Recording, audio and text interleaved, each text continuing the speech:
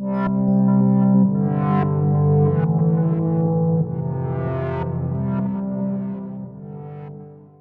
guess we'll go ahead and get started. Sounds good. Anybody else can trickle in later.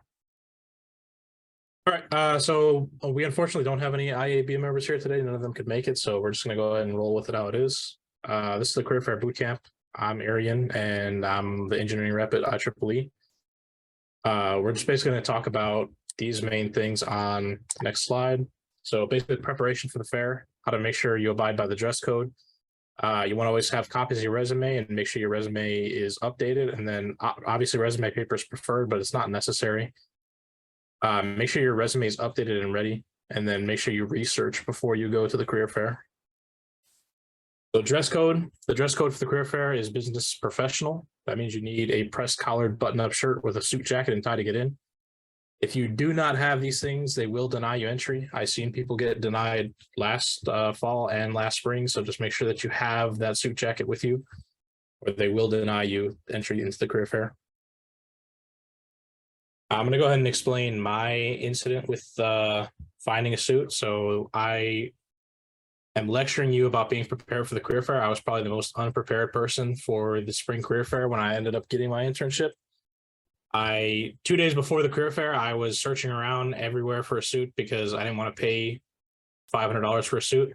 I even went to like Goodwill. They were either all too small or all too big.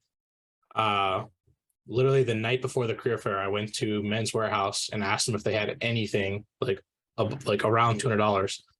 So he takes me to like this dark back part of Men's Warehouse where they have like basically like the on sale suits. This suit was a size 52 blue. I mean, it was a nice suit, don't get me wrong, but it was like probably 10, 12 sizes bigger than I am. So I ended up buying it, going to the career fair and getting an internship with this suit that I could have probably used as a parachute in case of emergency landing in a plane. So obviously the suit is important. Clearly it's not important that it's your size. Just make sure that you have one. They don't really care what it looks like as long as you have the suit jacket. So I guess that's important that I'm lecturing you on being prepared when I was not prepared at all for the career fair when I ended up getting my internship. Next, so I'm gonna go over resume building briefly. I would recommend any resume workshops that they have. There's tons of them. The SAC Center, the Career Center has tons of them. They always have people sitting outside their office, like going over resumes. All you have to do is sit for a couple minutes and wait, and they'll basically give you tips. That's the first point. Just go to any workshops they offer. They're actually very, very helpful. If you have anybody in the industry, if you know any engineers, it's important that you get tips from them. I wouldn't always take everything they say because a college student resume is a lot different from a professional resume. You're not going to have some of the accolades. You're not going to have a lot of the stuff that they're going to have, but it's important to still get their input for tips. I would argue that the most important part of your resume is the project section. Basically, you want to order them from most important, not most important, but like most robust to least robust. So like your stuff, like your NAE projects that you did in like freshman year, sophomore year, you can put them on there. I would put them at the very end. And then anything you did like important, like say you did a lot of work for your electronics project, you did a lot of work for basically any of your school projects, I would put them first. So anything you think you did a good portion of and you can explain really well, I would put them up top on your projects list. So just make sure to order them like that.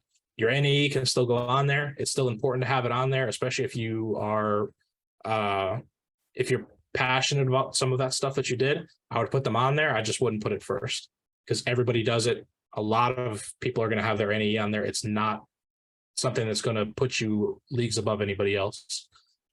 I would refrain from having outdated rewards from high school and primary school on your resume. As it says here, if you're a freshman with very little college project work, it's still okay to put some of the projects you did maybe in high school, if you were in like a coding class or if you were in any electronics courses or any robotics clubs. It's still important to put that stuff on there. But later on, as you get through college, your junior and senior year, I would replace a lot of those with better projects that you're going to end up doing while you're a student at UH. Also, lastly, school projects and clubs on your resume are an amazing benefit to your resume. They are only a benefit, though, if you're involved. If you put something on your resume, say a school project that you kind of were lackluster with, you didn't really do anything with, and you can't explain it, the recruiters are going to be able to tell. Make sure that you know how to explain what you did, how you did it. That way that they're aware that you were hands-on with this project or you were hands-on with this club. They don't want people putting just resume boosters on their resume and not being able to explain what they did. A good way to get involved is being an officer, being a committee member in IEEE, or making sure that you're doing your part on a project. That way you have the ability to explain what you did. Next, so I went into a little bit of this in the previous ones, but as I said, companies will ask about your projects. It's almost guaranteed. Every booth that I went to when I went to the career fair, they ask about your projects, they ask what you did. You need to know how to explain in detail what you did for that project, because they're going to be able to tell if you're not telling the truth. Trust me, they can tell. I did a ton of recruiting with my company, and I was able to tell when people were not being truthful with their projects, and that's it's pretty detrimental to your chances of getting in with that company if you're lying about, not lying, but being honest with the work you did on the project that you're putting on your resume. They may also ask you about your job history. That's also important. I would try to keep, if you have internships, that's great. If you have any, I would put as much job history as you can in the last 5 years. If you don't have any, it's not going to stop you from getting a job. Trust me. If you don't have job history because you're just a college student, you live at home, that's fine. It's not going to stop you from getting there. You just need to make it up. You need to make up for it in projects. I'll go over the one-page rule. So there's a one-page rule. I'm sure everybody's probably heard it as far as like the SAC Center and stuff like that. The resume people say that you want to keep your resume to one page, which is true. You don't want to have basically like a 5-page resume. If you're a professional and you've been in the industry for a long time, it's fine to have a resume that's really long. But as far as college goes, you want to keep your resume as small as you can. However, if you have relevant information, you have a ton of projects, don't not put them on there because you want to keep your resume under one page. The one-page rule is to keep you from putting stuff that's not important on there. Like getting on the principals list in high school. You can probably take that off there. I'm sure it's impressive, but jobs don't really care about that. You want to keep relevant information on there, relevant to the jobs you're trying to get. So if you go over one page, my resume was over one page. My resume was like a page and a quarter. There's nothing wrong with going over one page. It's not that they'll throw your resume out if it's not. Every recruiter that I went to looked at the other page, trust me. If you have relevant information on there, put it on there. So next I'll go into researching. So researching, in my opinion, is probably the most important thing you do before the career fair. Almost nobody does it. This will put you a step ahead of most people that are going to the career fair. You want to research all the companies you're going to visit, plan your visit. You want to write down any booths that you're going to go to, short notes about what each company does at what booth. You're going to carry this in like a trifold. So I think I have it on a different slide, but it's patafold. If you have one of those, it's very, very important that you keep like a little, on one of the folders, you keep like your notes with the booths and like short conversational points. And then on the other side, you keep all the handouts you're going to get with resumes. You want to have enough resumes to hand out to every booth that you go to. That way, if they ask you for a resume, you say, here, I would even open up with it. Give them yours. Don't wait for them to ask for it. And then lastly, only use these. You don't want to be looking at these notes while you're sitting at the booth. If you need to reference, say you're going to a booth and you kind of forgot what they do, reference the notes real quick. That's why you have the trifold or the patafold with you. Reference your notes real quick. Make sure that you know what the conversation points are for the next booth you're going to, and then use those. Don't ever look at your patafold and look at your notes while you're at the booth. I think that's pretty self-explanatory. You guys have been doing that since probably high school when you've been presenting. Make sure you're not looking at your notes. Just use them as a reference.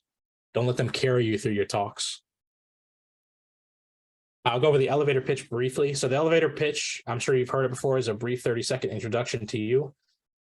You use it to kind of make a connection with the company that you're trying to pitch to. So use your research to your advantage. Introduce yourself. Tell them why you're interested in their company, and then ask them what they do. Or I'm sorry, don't ask them what they do. Make sure you know what they do already. If you're going up to a company saying, I don't know what you guys do, can you explain it to me? That's already a strike against you in most cases. Make sure that you know what they do before you go to that booth. That way you can use that as conversation points to delve deeper into what you want to do with that company. The elevator pitch is basically a brief introduction with 1 to 2 key points about you. So you let them know who you are, why you're there, and why you'd be a good fit for what they're looking for.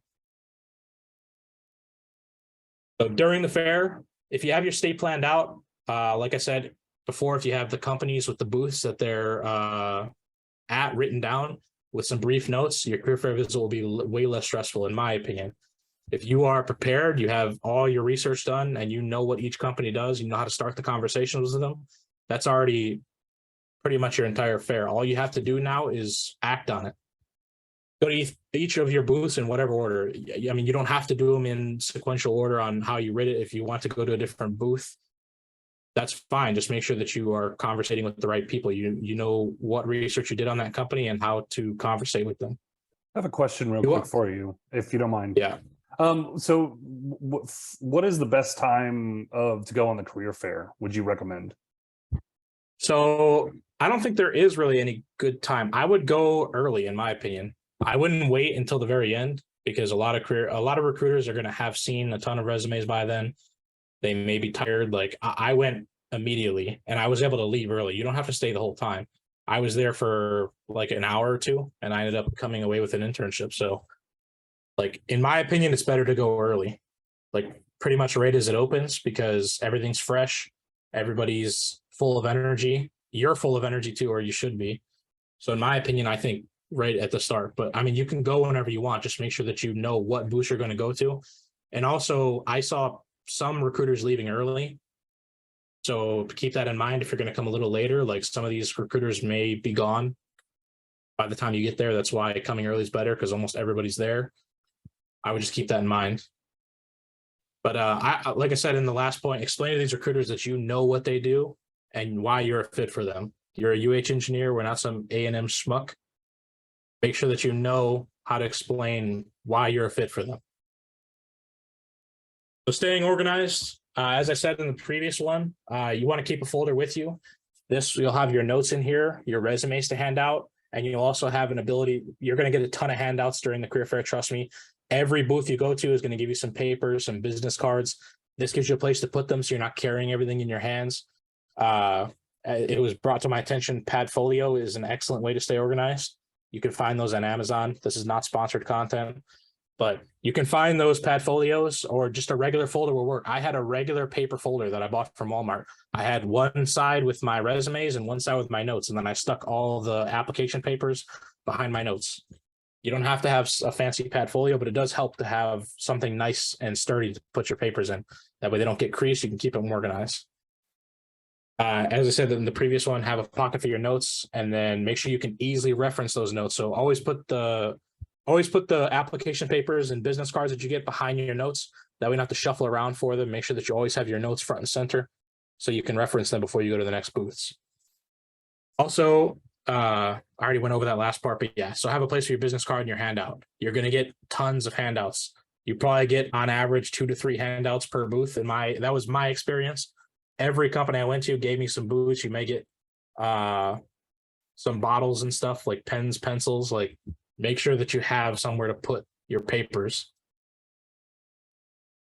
So putting your research to use. This is probably the most important part of during the career fair section. When you're approaching a booth, show them that you did your research. You already know what that company does because you did research the night before, 2 nights before, whatever it was. Now is your job to use that research and show them why you're a fit for that company. You want to explain, say you're applying to a microprocessor company or a PLC company. You want to explain that you already know that they work with PLCs, and you want to show them why you're interested in doing what they do. Don't ever go up to a company and ask them what they do, because that's already a strike against you in most cases. Make sure that you know what they do already. Use all the information that you have on this company. It doesn't even need to be a lot, like a couple bullet points as far as what they do, where they're located, stuff like that. Use those as conversation starters, and then probe farther into what they do. You may not know everything they do. I mean, you may know that they work with PLC, but you don't know, or you may know that they do coding, but you don't actually know like what companies they do coding for, what industry they're in. You can use that to probe further into what they do.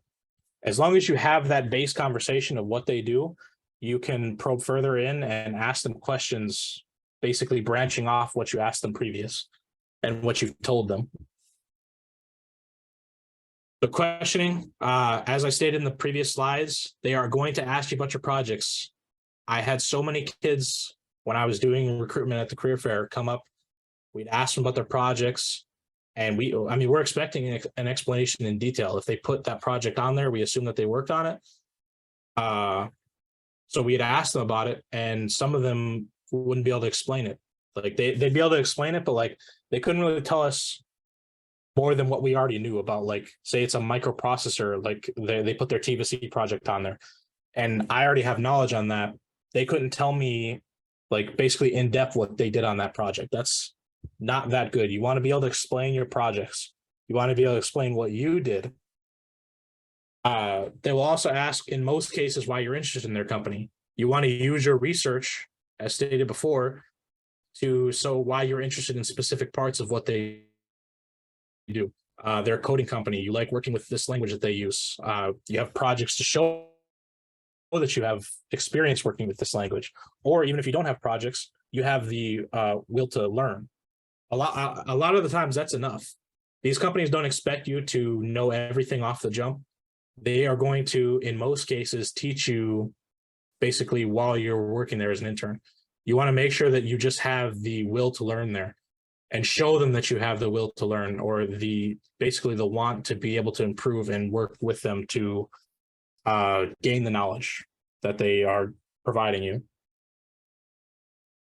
So do's and don'ts, some of these have already been covered, but essentially you want to be prepared, do your research, have your suit ready, have resumes ready. Every company you put on there, every company you do research for, you want to have a resume ready to hand out to that recruiter. I would even print a little extra. Sometimes they have two recruiters, both of them want a resume. I would be prepared to have two of them. I'd print double. I mean, as I said before, resume paper is preferred. If you don't know what resume paper is, it's literally just 8x11 paper that's a little thicker. That way it doesn't bend as easy. But it's not required. I didn't have resume paper when I went to the career fair. I didn't have time because I'm a procrastinator and I'm horrible at what I do. So I had regular paper, but I printed a ton of extras. That way, if there were two recruiters, which in some cases there were, I could hand a resume to both and they wouldn't have to share. That goes farther than you think it does. And then they're just going to basically break down your resume and ask you about things. They're going to ask you about your GPA. They're going to ask you when you graduate. They're going to ask you about your projects. You never walk up to a company and say, hey, I looked up what you guys do, but I kind of forgot. Can you refresh my memory? We had a lot of people walk up to my booth and other booths in particular and ask that. That is, you're pretty much, I'm going to be blunt here. You're pretty much guaranteed not to get the job if you ask that. That's a big strike against you if you show that you're not even willing to do the research required to start a conversation with the recruiter. These recruiters, I mean, they're not exactly who hire you. Your resume goes to an engineer, but they are a big part in the process that gets you to that next step. So if you're lying to them, trust me, they know you're lying. They know that you didn't look anything up. It's fair. I mean, we all do it, but they know. So make sure that you never do that. Always at least know one little thing about that company. That way you have something to go off of. Never expect them to tell you what they do. And then I'm going to hammer it in. Don't put things in your resume that you can't explain. If you're putting projects and clubs in your resume, but you can't explain what you did in the club or what you did for the project, it's going to look like you put them on your resume for a booster, which you probably did. A lot of people do it. But these recruiters know. They've been doing it, some cases, 10, 20 years. They're going to know that you put it on there as a booster and you didn't actually do anything. That's not saying that you didn't do anything for the project. But if it was just on there for a resume booster and you didn't expect to explain it, I mean, that's you have to be able to you have to be ready to explain these projects in great detail, what you did, how you did it, who you did it with. Like, I did it with a group, I did it myself. That goes a long way.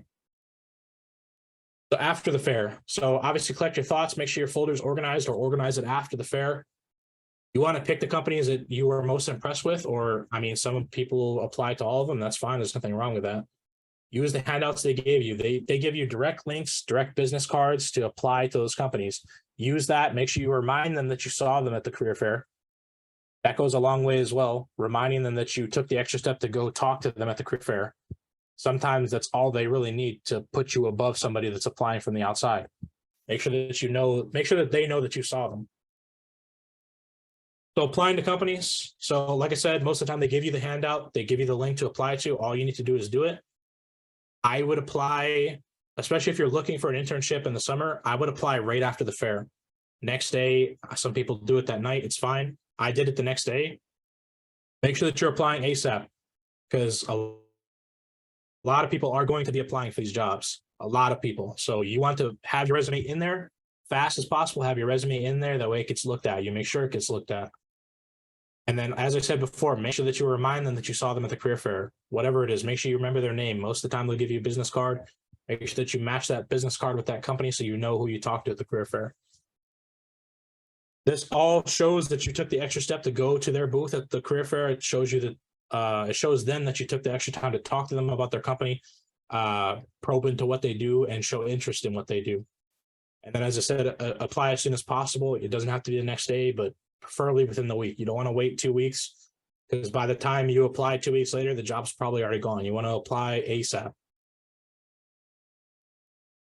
So Matt thankfully provided this, but follow up with the companies is important. I would send after you send your resume and your application in, maybe a week later, 2 weeks later, send a follow-up email. Just remind them that who you are, that you saw them at the career fair, you're super interested in this position. Keep it professional. Have a picture of yourself. Maybe it reminds them, jogs their memory.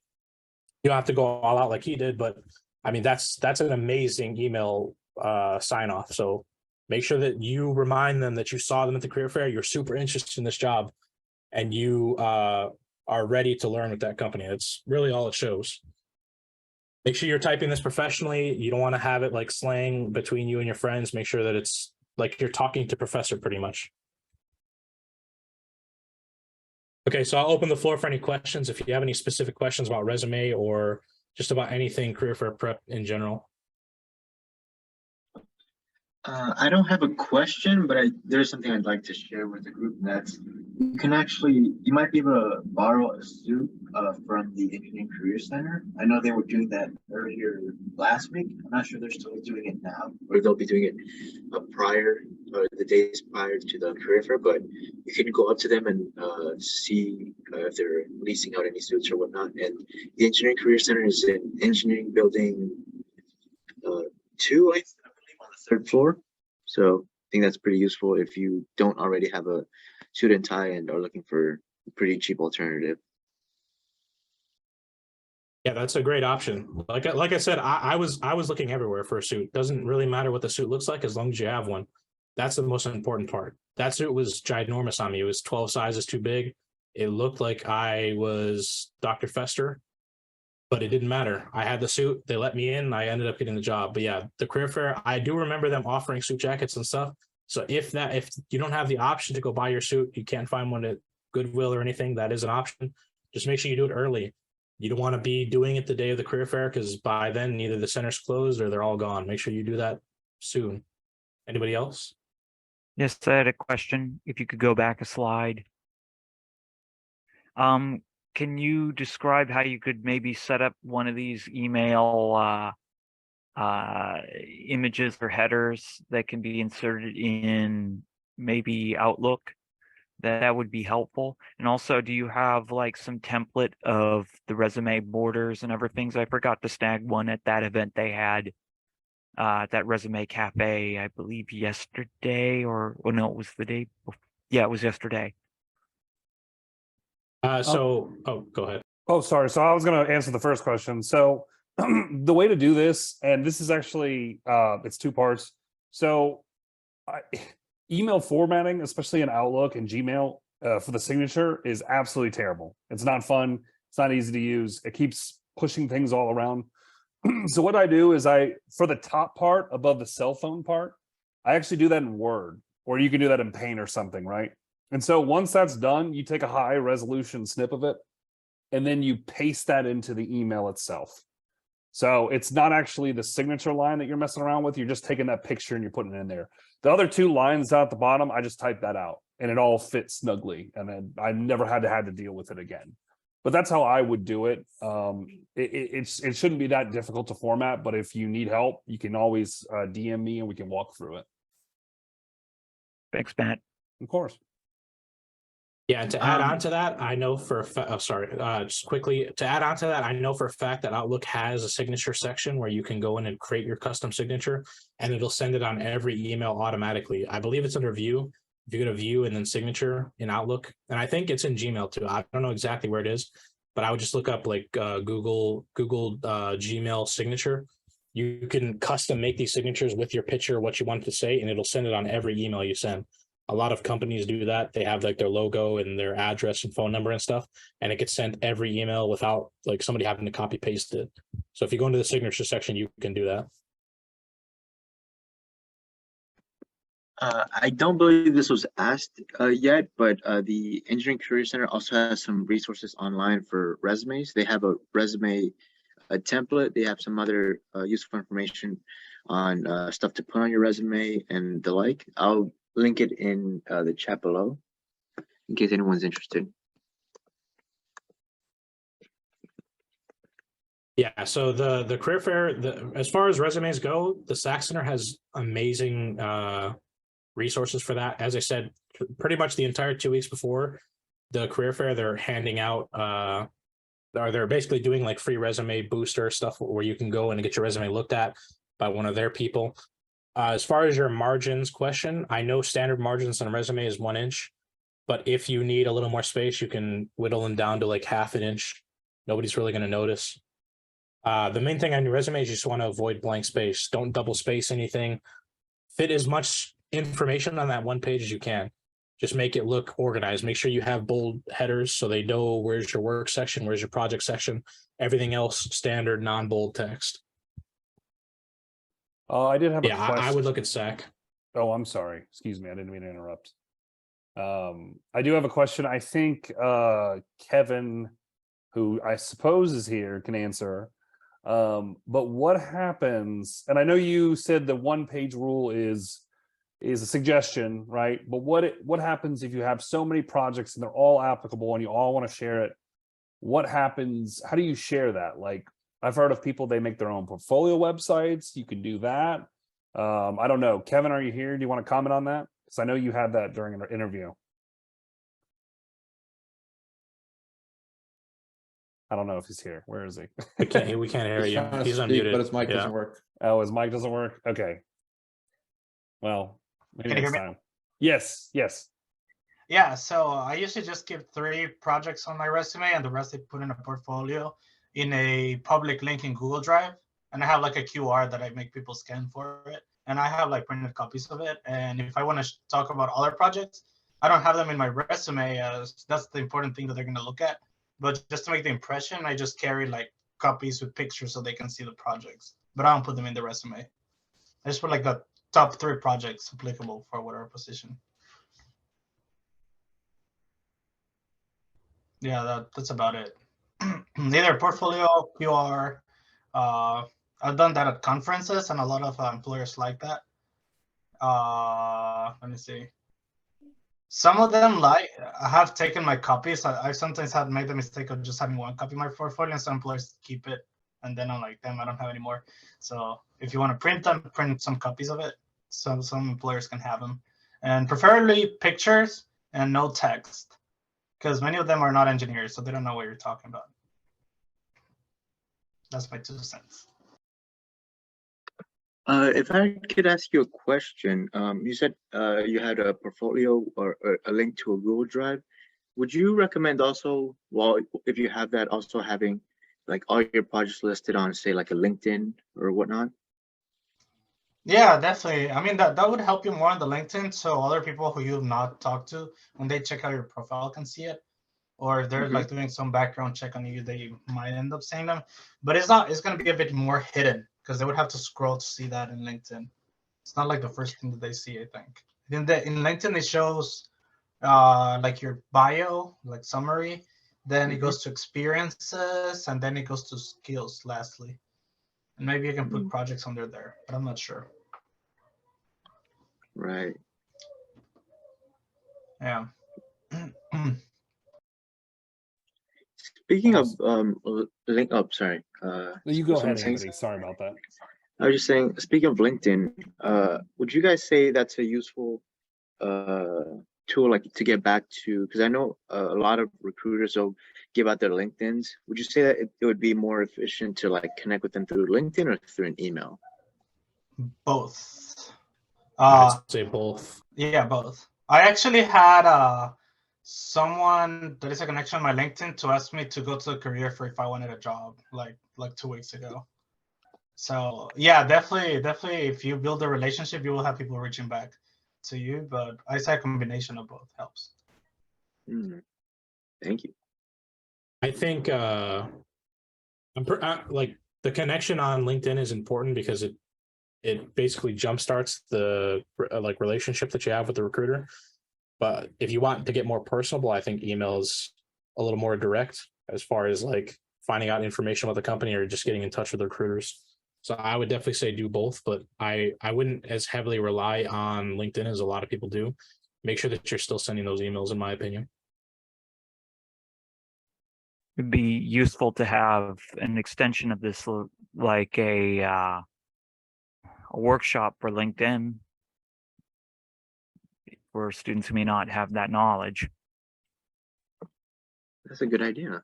Like that. I know when I took NG 1331, we had some extra credit that involved making a LinkedIn.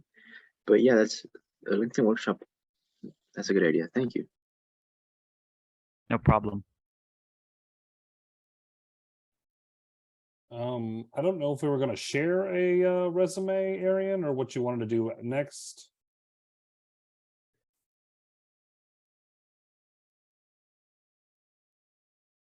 We could share a resume. I have one To ready. share yours, or I could share mine. Yeah, I have one ready if everyone's okay I can with stop that. sharing. Okay, perfect. Is it fun if I just ask a question, like really quick? Yeah, of course. Go ahead. Go ahead. Okay, so I know you mentioned listing like job experience on the resume, but if it's something like only like a food service type job, would you say that's worth it, or just kind of make it towards the bottom so it's like there, but it's not that important? Yeah, I mean, if it has nothing to do with engineering, I recommend still putting it on there just because it shows that you have some experience working. I mean, even if it's McDonald's, it still shows that you know how to work for a company, you know, basically how to act in a semi-professional setting. But yeah, it's not going to be as important as like an internship would, but I would still put it on there in my opinion. Just, yeah, I would make it less noticeable than your projects. Your projects are going to carry you for the most part. If I could add, another piece of advice I heard for building your resume is you want to quantify things as much as you can. And so like on my resume, I worked at Family Dollar for a bit. One of the things I put that, I don't know if it's corny or not, but I put I think went through like $3,000 in sales every shift or something like that. So just to kind of give an idea to like recruiters or whoever's looking at my resume, like what I was going through or like what it was like, sort of. I don't know if it's useful, but I think that's a piece of advice I heard that I'd like to pass on. Yeah, that helps. Thanks. Okay, perfect.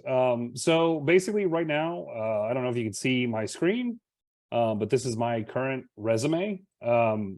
This is not this is not something that I would expect most people to have, at least at people who haven't had a job yet. But basically, I put my name, contact information up top.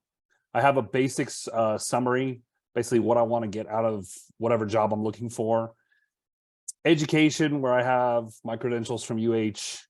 Employment experience. This is my current, well, I'm sorry, my former intern experience with Boeing and NASA as well. Projects right down here, which is I follow up because I really am only showcasing this one internship, excuse me, because that's all I really need. That's all they're really going to be looking for. Any other jobs, unless they're engineering related, are probably not going to be worth it for going into the field. And then finally, I have all my affiliation and activities, at least with IEEE. As you can see right down here with some skill sets and tools, just to fill out the bottom. On my second resume, this one's a little more tailored to being actually in school. I do have a TA position on there if anybody has that. I do have some courses that I put for relevant. This can be used or not used depending on how you feel. And of course, I have my projects down here. This is what Arien has been talking about. Projects are definitely a big thing to show towards any recruiter or any interested company that you're looking towards. That's definitely at least most of the interviews that I've done. That's the first thing that they pick out. So definitely put that forward. I can actually show my resume as well when you're done. Yeah, absolutely. Let me stop sharing. There you go.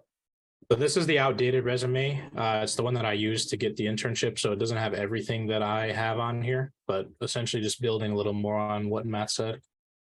I can't see. I'm sharing it soon. All right. Can you guys see now? Yes. Yeah. Okay. So this is outdated. I'll show you exactly how I would update it to be relevant, but this is the resume that I used when I got my internship that I'm still currently working at in my senior year. So big, bold name, essentially. And then you don't have to have a separator here, but I would. I have all my relevant contact information, my phone number, my email, my LinkedIn. I almost never post to this, but it's still important to put it on there. I have connections with all the people some of the people in IEEE that have helped me. I have connections with people that I work with currently that are going to help me. So this is like a little, essentially bio. So this is kind of where you want to tailor to what company you're applying for. I just have it like this because it was for the career fair. I wasn't going to one specific company. So I just let them know what I was looking for. Essentially, I'm looking for either software, hardware. I'm not particularly picky, but I want to basically let them know that I'm looking to develop my skills and that I'm detail oriented. That's all that is. Then I went to key skills. I have my education on here. So I have an associate's degree as well. And then I'm working on my bachelor's of science. You always should put your GPA on here. Almost everybody omits it as far as I'm aware, but make sure that you put your GPA on there. Doesn't even matter what it is. This is obviously outdated. It's more like a 3.4 now. But I have my experience on here. Like I said before, none of this is really relevant to what I'm looking for. Like I was an Uber driver for a couple of years. I was a property manager. Like none of this is relevant to what I'm looking for, but I still put it on there to show them that I have managerial experience. I have customer service experience. A lot of jobs with at least computer and electrical engineering, you're going to be working with customers. You're going to be working on projects. Like you need to show that you have that experience. So it's still relevant to put it on there. I also have other jobs. I worked at McDonald's in high school. I didn't put that on there because I already have enough here. That was just like a decision that I made to not include that because I already have enough relevant experience that I don't need to put it on there. Put organizations on here. Only put these on here if you're willing to explain what you did. Like I can tell them that I'm an officer in IEEE now. I can use this workshop. I mean, I got involved. I was able to use the workshop, the chili cook-off, like all that stuff. I'm able to explain to them what I do for this organization and why I joined it. And then projects. So this is not all of them. I have like 3 or 4 more of them that I could put on here. But essentially, this is like one of the big ones that I did. And then I had second biggest one. And then my NAE grand challenges are last. As I said, everybody's going to have these. Everybody, if you're an electrical or computer engineer, you do 2A and NAE challenge projects. You can still put them on there. It's still important to put them on there. I got asked about them still, but I would put them last because a lot of people are going to have these on there. But as I said before, I went over the 1-page rule. It didn't bar me from getting a job. They still looked at it. It's still all relevant information. If you end up going over the 1-page rule, it's not going to stop you from getting a job. Trust me.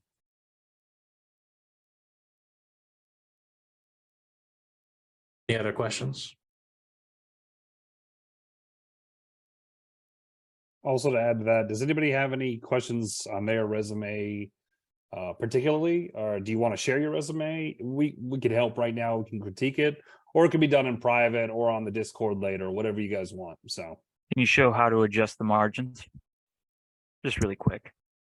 that should be in design, I think, right? Yeah, it's in design. No, Or I layout, don't think so. It's in layout. Yeah. Yeah, and then the So left. margins here. So layouts, margins, and then you can they have custom set ones that you can do custom. So if you want to change it to like 0.25, you can do that. Standard margins are 1 inch though. But essentially you want to avoid dead space. Like technically this is dead space here, but I use it as like a break between my little objective and basically the key skills that I have. But like dead space here, I could technically move this to here. Like that would save this line here and move some of this stuff up. But nobody's gonna attack you for your margins. They are only going to basically critique you on if you have like non-relevant information on there. You have like organizations that you were in high school and like awards from high school. That stuff can probably be taken off around like sophomore, junior year when you have more relevant information to put on there.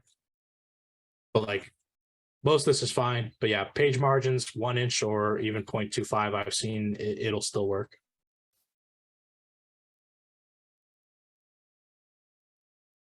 Thanks. Yeah, and as what Matt was saying earlier, we have, if you're in IEEE Discord, most people should be, at I believe it's under professional development. Yeah, so in professional development, there's a resume reviews. If you post a thread in there and post your review, guaranteed probably within the day somebody will get back to you and like give you some basically pointers on what you can do to improve your resume, make it look a little more professional, get ready for the career fair. And as I said, the SAC Center is always doing career fair prep. I went to one of those. It was helpful. Also, if you know anybody in the industry, somebody that has been an engineer or is an engineer that you can ask for some tips on your resume, that's also good. I have a friend that works at Apple. I sent her my resume and she was able to help me get rid of some of the dead space. And honestly, this entire key skills section was her. So, I mean, I'm grateful for that. It's nice to have some things, but we have plenty of tools. I would go to the SAC Center. They know what they're talking about as far as resumes go.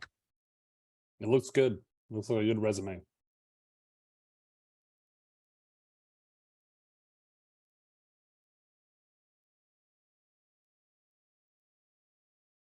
Also, I'll say one more thing. I'm sure you've probably heard this before, but as far as emails go, make sure that you have a decent email. It can have some numbers in it, but don't make it like raddude64@gmail.com. Make sure that you make a new email. I'm sure you probably made the email in your 10. It's fine. Don't use that on your resume, please. Make it your first name dot last name, first name underscore last name. Make a professional email that you can put on your resume and just in general use for everything professional. Don't use raddude64 or cool.kid3695@gmail.com. That was mine.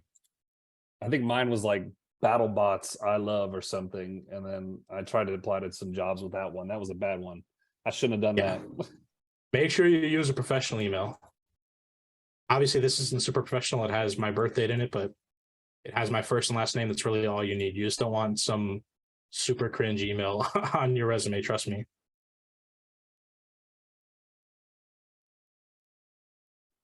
Okay, I guess if we don't have any more questions, Arien, are we all? I think that's it for you, right? Yeah, I think we're good. If anybody has any questions further about preparing for the career fair, or you want me to send you my slides, I can honestly upload my slides. So, but if you have any personal questions, you can message me on Discord. Yes, you can do that. So actually, I'm going to quickly edit this video and upload it to YouTube tonight.